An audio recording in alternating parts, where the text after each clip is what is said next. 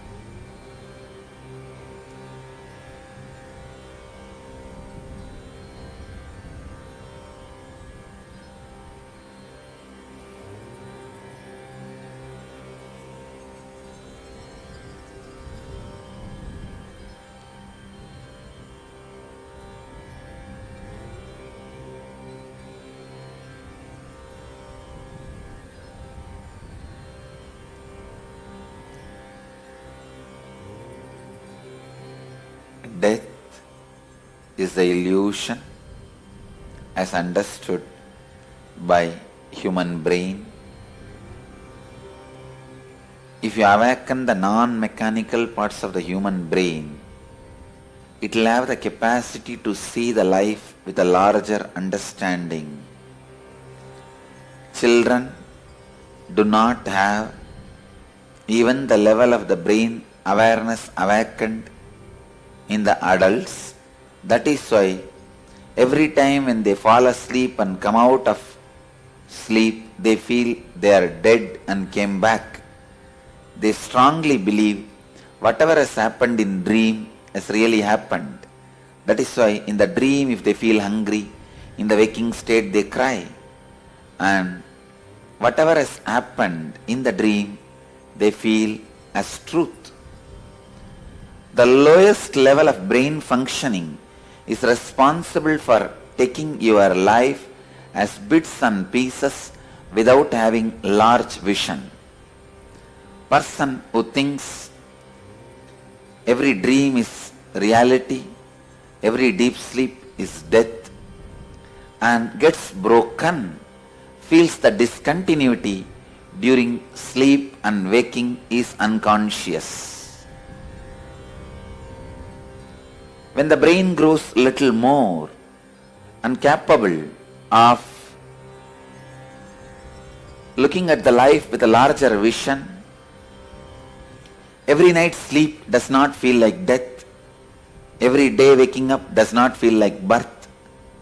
They are able to stitch every sleep and waking up together and call it as life. This is consciousness. If your non-mechanical parts of the brain is also awakened, Kundalini also awakened, you will see lives and deaths by stitching it together as the large life. Ability to see the large life and making your decisions based on those understanding is Jivan Mukti, living enlightenment. Ability to see the large life, different deaths and different births are not discontinuity of your existence, just like births and deaths are continuity, just like sleep and waking up is the continuity of your life, births and deaths are also continuity of your life. The more you see the continuity of the life, more you become intelligent, more you become blissful, more you become alive, more you are enlightened.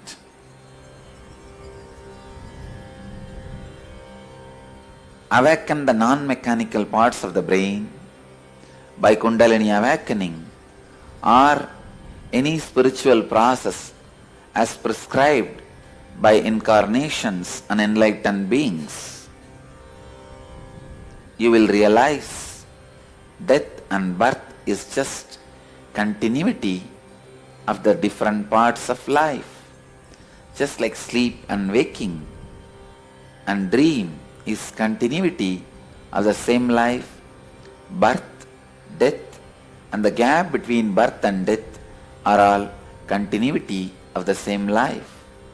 Understanding this takes away all the fear, all the possible fear in your life and gives you tremendous restful awareness.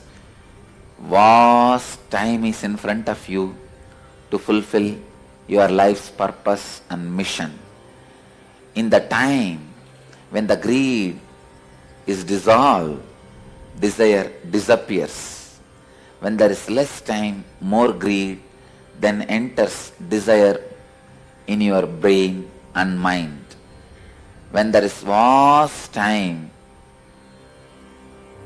any amount of greed cannot contaminate the time with a pollution called desire.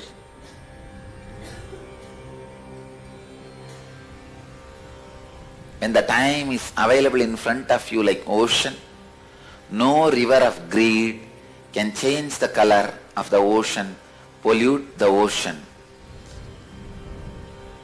If the time is available just only in the size of a lake in front of you,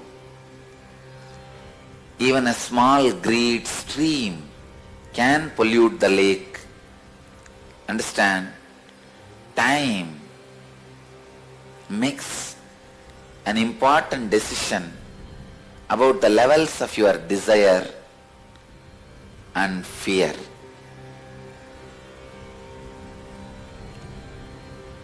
Man who understands the continuity of life and death, in front of whom the vast amount of time is available, who is in the restful awareness with the understanding the vast time is available in front of them, who is not driven by the concept of losing time, is Kala Bhairava. When you relax in the restful awareness of the vast time is available in front of you, time becomes your friend. Making time your friend is going beyond time, going beyond death. Then you become Kala Bhairava. Just a simple understanding, just like birth, dream, waking, deep sleep, death are all different phases of life. Sleeping, dreaming, waking up, all three are part of same life. If you are conscious, same way, dying, rebirth, the gap between death and rebirth are all part of same life if you are super conscious. Awaken to this truth. Your birth, your death, your gap between birth and death are all part of same life. I, Kala Bhairava, tell you all, you don't even need any other spiritual practice. Listen, your life, death, rebirth, gap between life and death, birth and rebirth are all part of your same life. It is not end or restart. This one truth can relax you, put you in restful awareness. You don't need to hurry about your desires, about your greeds. Cosmos is flowing towards you. You are flowing towards the cosmos. You don't need fast track. The moment you understand you don't need fast track because you have vast time in front of you. All the knots, thought patterns, samskara knots, the grandhis you created in your different energy centers and the thought patterns you created, the thought patterns and samskaras still which you are keeping stiff, straight, gets loosened. The moment thought patterns, samskaras get loosened, they lose their grip over you. You live enlightenment. O human beings, remember this one truth.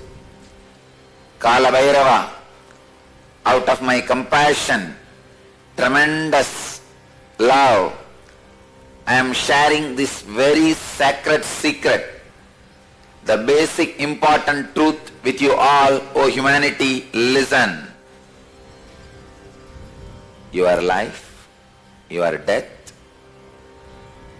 the time between life and death, the time between death and rebirth are all part of same life.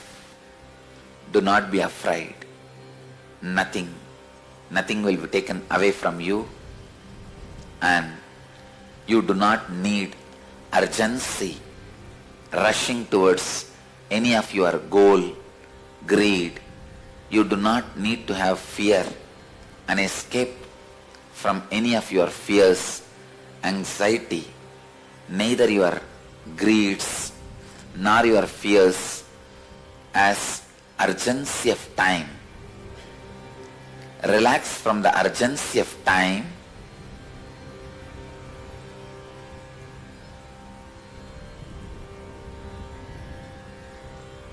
The restful awareness.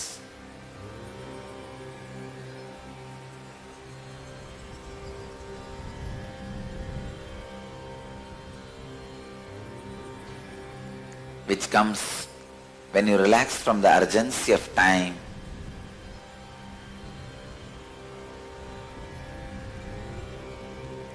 Makes vast time available in front of you. Anybody who has a vast time available in front of them is Kala Bhairava.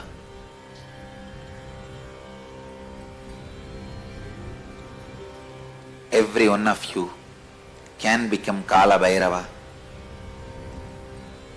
when you relax from the immediate urgency of time, when your greeds can't create desire in you, when your fears can't create anxiety in you.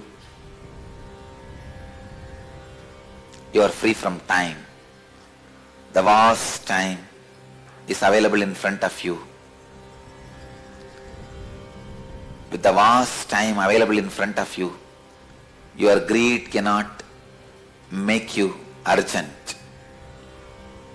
Your fear cannot make you disgraceful. Your fear cannot frighten you. Your greed cannot make you desireful. O human beings, contemplate on this great truth again and again and again.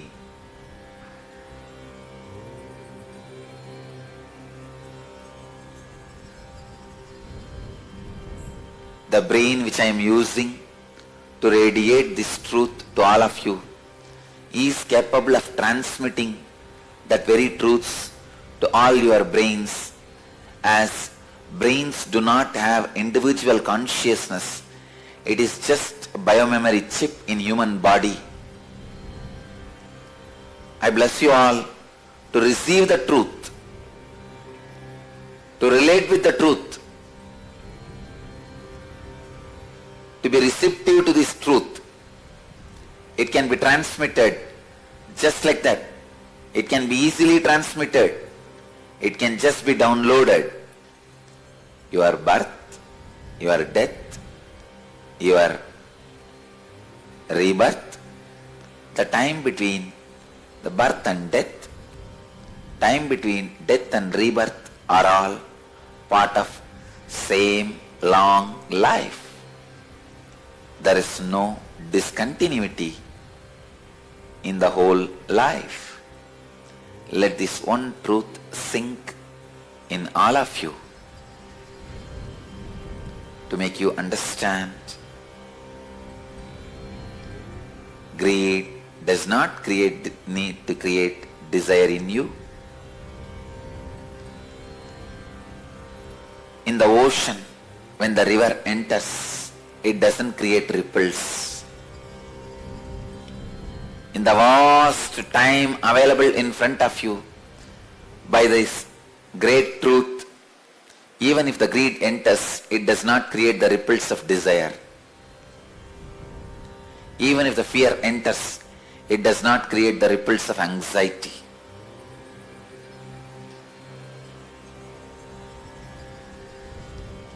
I bless you all. Kala Bhairava puts his footprint on all your brains. Let your biomemories be awakened to this great truth.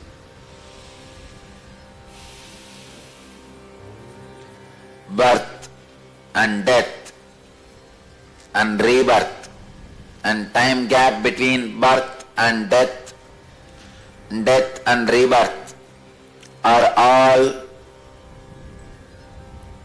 part of same long life. There is no discontinuity in these happenings.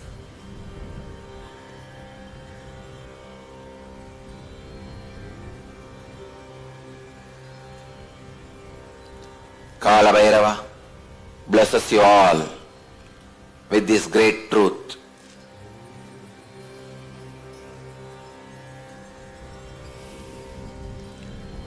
Let this great truth be downloaded in all the brains which are having Nayana diksha from this brain all over the world. Namah Shivaya.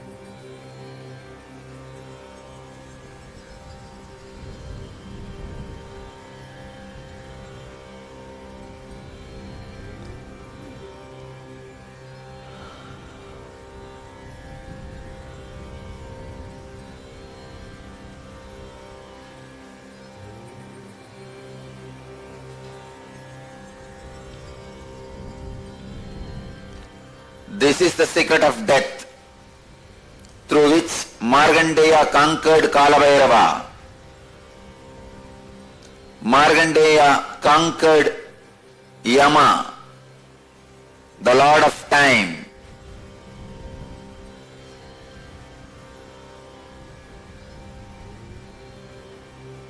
Lord of Time, when he conquers you,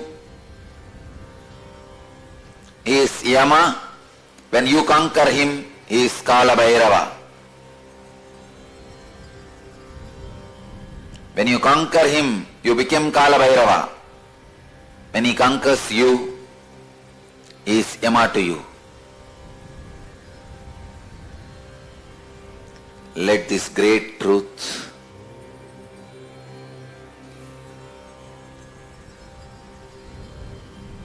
land on all of you.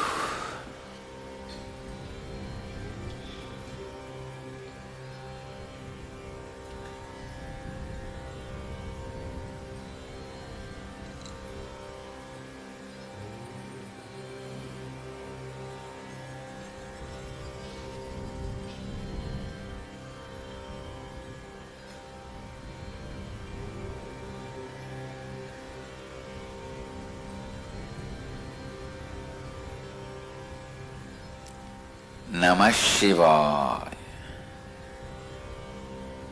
Namah Shivaya. Namah Shivaya.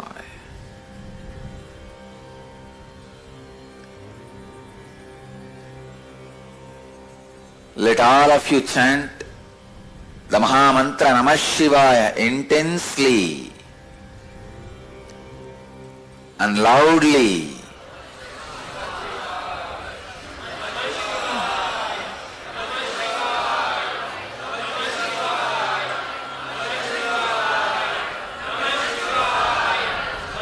Let this great truth be transmitted in all your brains. The vast time be available to everybody.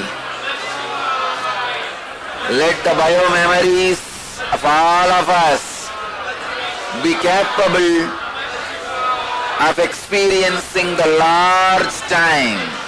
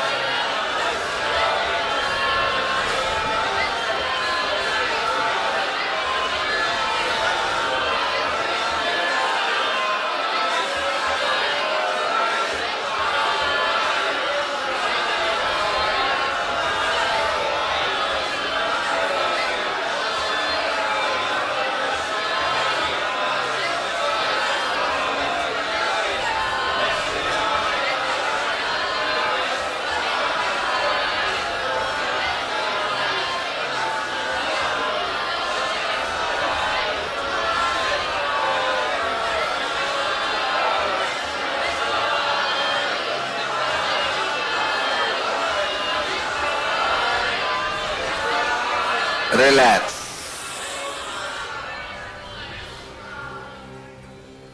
Let this great truth of unbroken long life be established in all the brains. Let every biomemory realize the vast time available in front of us. Let the greed not create desires. Let the fear not create anxiety. Let the restful awareness, sattva, be established in all the biomemories.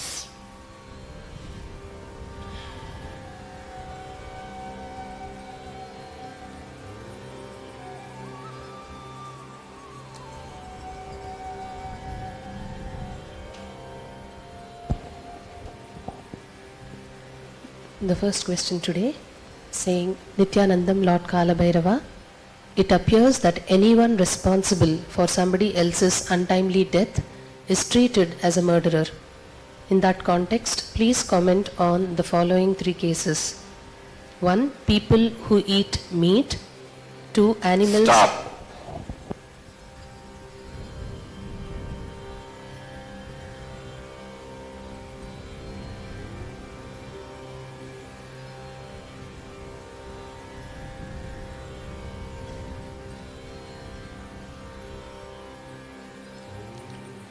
Other than Kalabhairava, nobody has a right to take any life. People who eat the meat or kill to supply the meat, both are treated as murderers from the cosmic law. Lives which can feel the pain to the frequency of the human life are all considered to be equivalent to human life. So anybody kills even those lives will be considered as murderers. Agricultural products can be consumed as plants, trees do not have the life frequency and the pain impact of human frequency. They do have pain, they do have life, but not in the frequency level of human beings. Their pain is much low and highly negligible, as they do not have the individual consciousness also to reciprocate and respond to the pain. It can't even be called or considered as pain. So, eating meat or killing an animal for meat is directly treated as murder in cosmic law.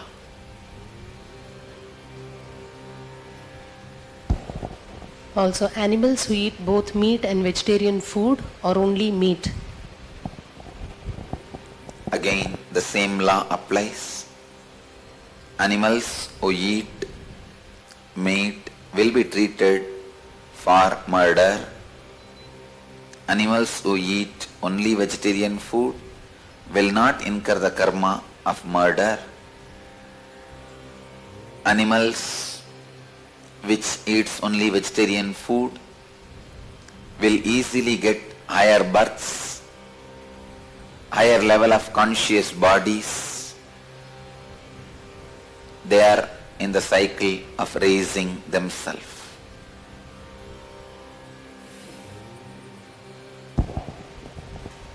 Lastly, those who offer animal sacrifice to deities for certain religious rituals. Other than Kalabhairava and Mahakali, no deity has a right to receive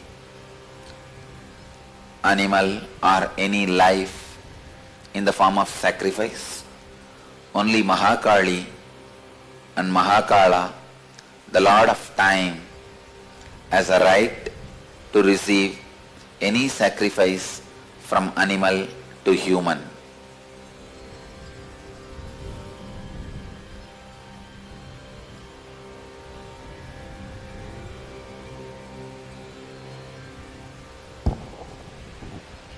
The next question is from Aditya Srinivas, who's asking, Mahadeva Pranams, why should one experience extreme pain or extreme pleasure to understand the disillusionment of the identity?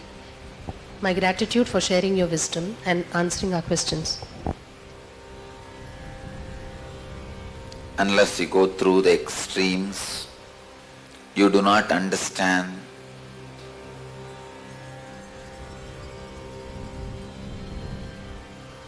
the impermanence,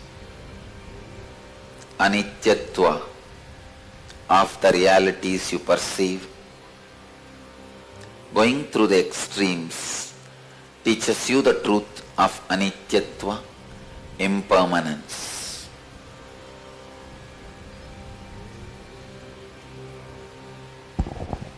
The next question is saying, Pujya Swamiji, you mentioned in an earlier satsang that death is a gift given to every individual soul tormented by the ignorance that they are separated from the whole and come out of another body.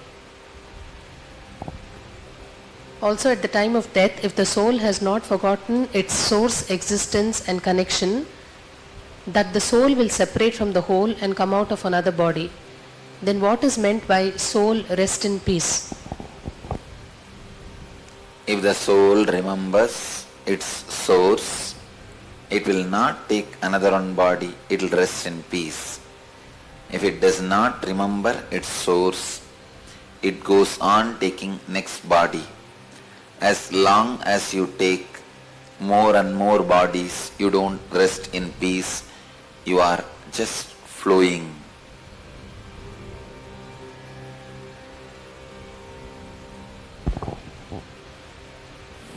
What is the significance for the tradition of Shraddham?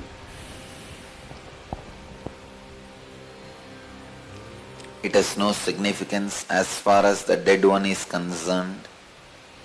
It has significance only for the living ones. The living ones carry certain biomemories given by the dead ones. Those biomemories fall into peace, rest into awareness, relax into sattva and shantatva.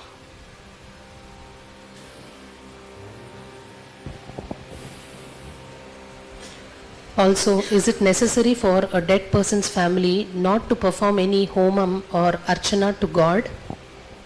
No, that has nothing to do with this. Both are not connected, related in any way.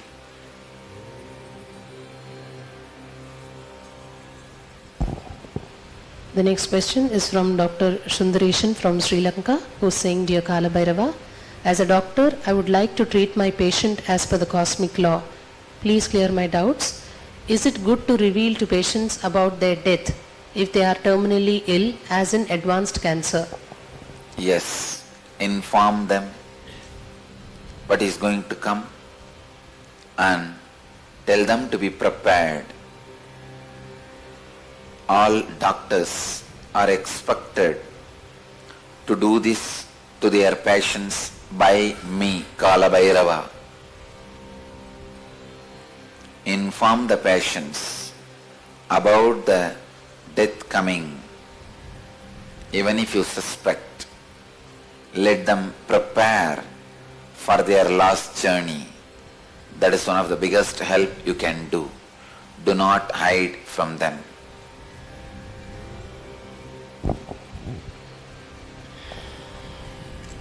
You also said that listening to your talk on death would be of much help to those who are going to die.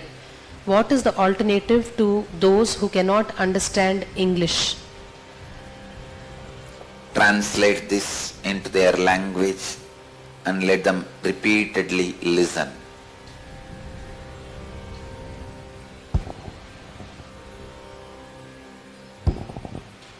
The next question is from Manitya Ramya, Singapore, who's saying, Pranams at your lotus feet, Swamiji. What is the difference during death if the person has got your darshan once in life but not connected to you now?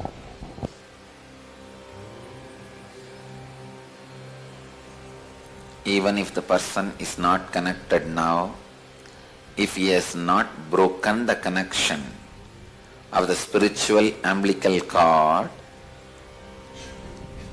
during his death, the presence of the Master will appear and give choice of getting liberated or continue to have conscious birth to that life, to that soul. If that person has used the mind and body, abused the Master, the spiritual umbilical cord connection gets disconnected, then he will not be helped. He has to go through the hell and suffering.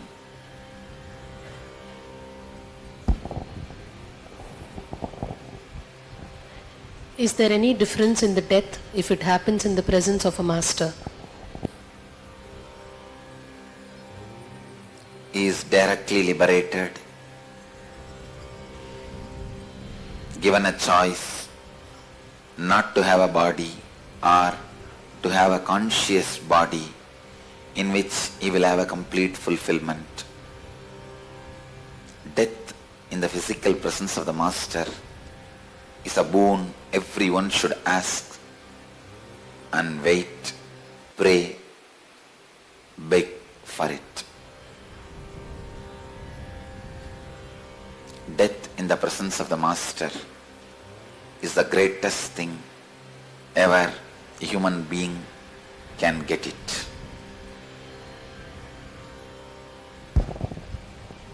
The next question is from Vimal from Atlanta, Ujjain, who's asking Nityanandam, if initiated Nitya spiritual healers heal animals such as dogs and cats, how will that energy impact them at the time of death? Animals will get healed by the initiated healers, but the healers will not be able to help the animal to raise to a different consciousness during death. Only through prayer, feeling connection, blessings of the Master directly can raise the animal to the different level of consciousness.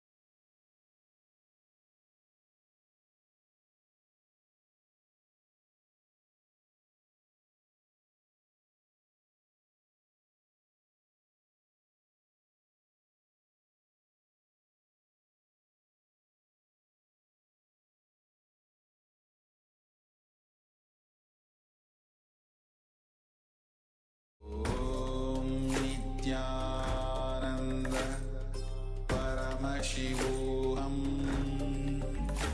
ॐ नित्यानन्द परमशिवोऽहम् ॐ नित्यानन्द